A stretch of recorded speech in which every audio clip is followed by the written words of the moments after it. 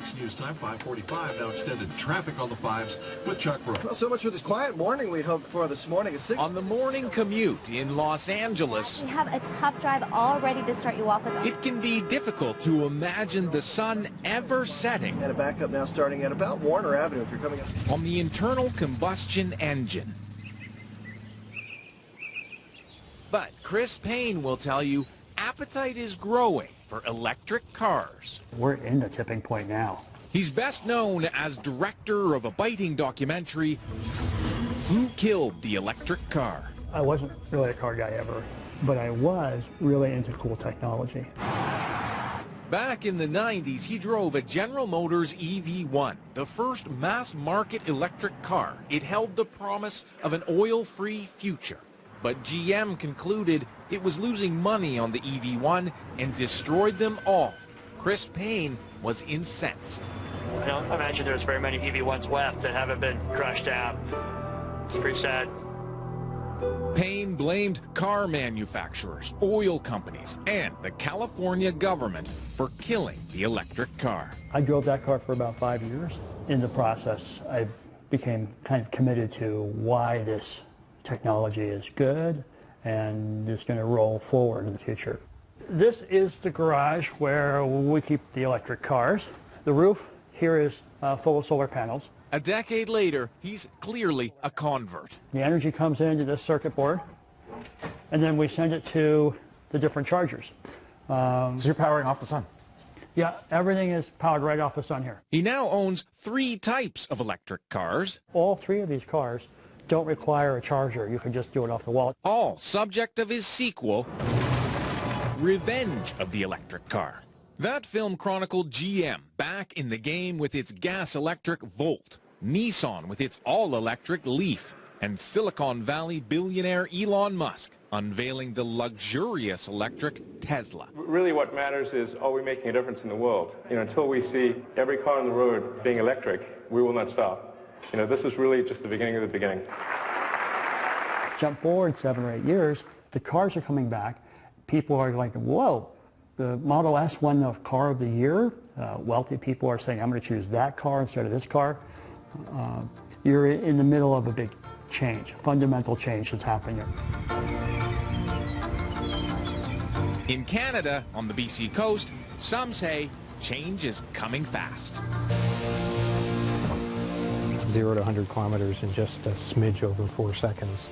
Vincent Argiro, who made his fortune designing health software, owned the first Tesla in British Columbia. Charging port is here. He traded in his Ferrari to buy it with his wife Maggie's blessing. The idea of having a guilt-free sports car that was high performance but had 0 emissions, that was very exciting to us. The car has about as much storage space in the front of the car as most cars have in the back. Wow. Without a giant internal combustion engine, there's lots of room. That's the kind of engine I could fix, maybe. Naturally, when Tesla released its Model S, they got one. Oh, you pushed the button. Okay, all right. There. Nice. Okay. How much did it cost? This car, as it's configured, is about $100,000. Begging the question. Is this just a rich person's plaything? What would you say to that? We felt like because we have been blessed with wealth, that we were in a position to buy this car, that it was our social responsibility to do so, to move the technology forward, to put our faith and our trust and our money where our mouth is.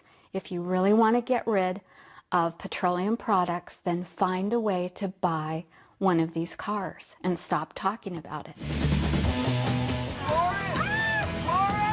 In fact, Tesla owners can't stop talking about them. The thing took off like a rocket. It was so awesome. You can go as fast as you want. You can go as far as you want. I'm buying into a dream. Turning Tesla into stock market darling with lofty promises to put gas stations out of business.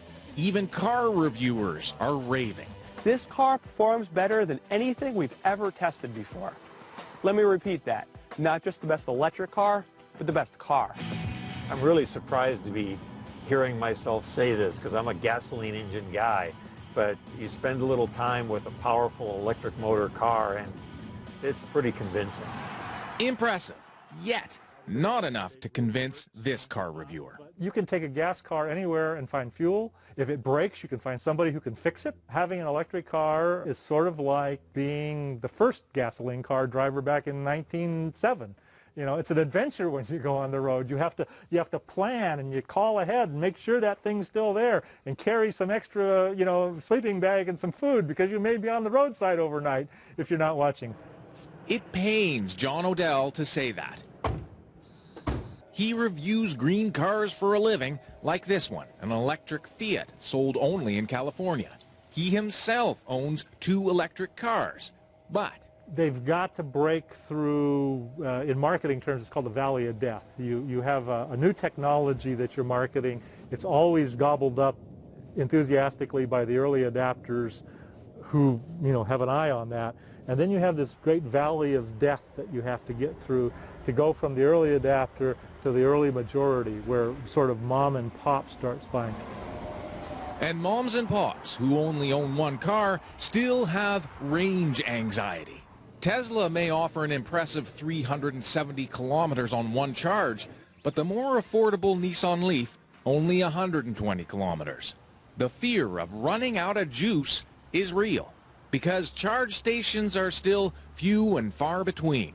Plus, at a park and plug like this, it takes 4 hours to fully charge. So you don't buy the claim that gas stations are going to be a thing of the past and we're going to see plug-ins on every corner? No, I don't. I think the gasoline engine is going to be here in large numbers 25, 30, 40 years from now, unless, you know, we simply run out of gas for either geopolitical or economic reasons.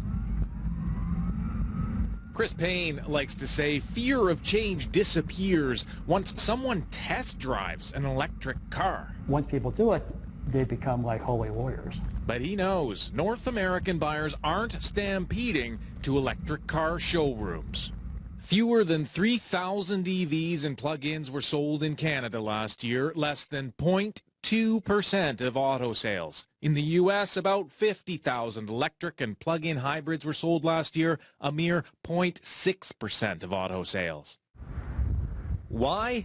Oil still rules. Just 5 minutes from Payne's home, the largest urban oil field in the U.S., newly invigorated thanks to fracking. I wanted to bring you up here because it really does suck. They're sucking up fossil fuels from the center of Los Angeles when we have all the power we need coming down from the sun on millions of roofs that could be powering all the electric cars here.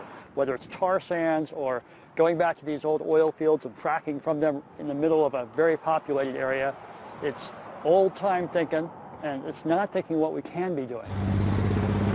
What were you driving before? I was driving Prius. A Prius? Yes. And you like this one better? It's for green. It's good for the earth, right? And you don't smell gas. Enter Paul Scott, the top salesman of Nissan Leafs in California. I love talking to my customers and Leaf drivers in general because they all understand it the way I understand it. He's a lifelong environmental activist who fought long for electric cars, then signed up to sell Leafs for Nissan. You could be retired right now. Why the heck are you selling cars? You know, it's important because transitioning from internal combustion to electric solves a lot of the world's worst problems. We fight wars over oil. We've never fought war over electricity, and we never will. You can make electricity from the sunlight falling on your house, from the wind blowing through the mountain passes, and you can run your home and your car on that renewable energy. That eliminates all the pollution from extracting, shipping, refining, distributing, and burning of oil. Going back and forth, no problem. I don't even have a quick charge at home. Yeah. I just plug it into the wall, and it works. But Dad's in the hospital, I need to make a detour. Now I'm in trouble. Well, that's why we have the fast chargers. Yeah, no, this is great. For every consumer concern, Scott has an answer. What am I going to have to do when I have to replace the battery? If 8 or 10 years from now, I'm going to have to put $12,000, $8,000 into a new battery. Probably more like $5,000 or $6,000. And you've just driven the car for 8 or 10 years and haven't spent a dime for gas. A lot of them are just looking at the bottom line, Paul, right? They're sitting down, they're punching their calculators, and they're saying, you know, I don't know if I can make the car payments right now on a $34,000 car. It's really a matter of understanding math and looking at the long term rather than just today. What is it going to cost me today? Because, you know, these people who buy these cars or lease these cars, they stop going to gas stations. But he admits it's a long, slow sell without government intervention a la Norway. Norway has more electric vehicle owners per capita than any country in the world.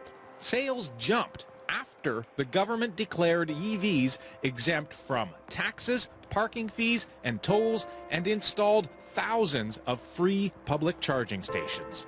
But different story in the U.S. The Obama administration did ask a panel of thinkers to fast forward 35 years to try to figure out how to cut gas emissions from cars by 80% by 2050. So you start with all your new technologies. John Odell was part of that panel and wasn't convinced electric is the only answer. Short of insert miracle here, we're going to have a mix of highly efficient gasoline cars, highly efficient conventional hybrid, you know, gas-electric hybrids, plug-in hybrids, some electrics, and some fuel cell hydrogen vehicles. So some battery electrics. No one technology is going to win. No, by 2050, no one technology. We just don't see it. Our committee did not see it happening.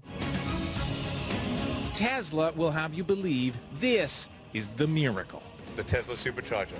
We expect to cover the entire United States and the lower part of Canada. The Supercharger Highway, where Vincent and Maggie Argiro charge up in no time flat. We need to be here for maybe a half an hour just to leave a little cushion to get home. And it's free. It is free. Enough time to make new friends, perhaps discuss that $35,000 model Tesla promises for 2017. Then off we go. Have a safe drive. Don't go too fast. We won't. Even though we can. we will. Yeah, we'll keep the horse in reins. Bye. As for Chris Payne, he's on to a new documentary about the rise of bicycle culture. I still think there's tremendous forces trying to shut down electric cars. And the good news is that there's a lot of forces trying to make them happen. Will the electric car ever cross its valley of death? It won't happen overnight. Not without convincing consumers it's time to switch. Duncan McHugh, CBC News, Los Angeles.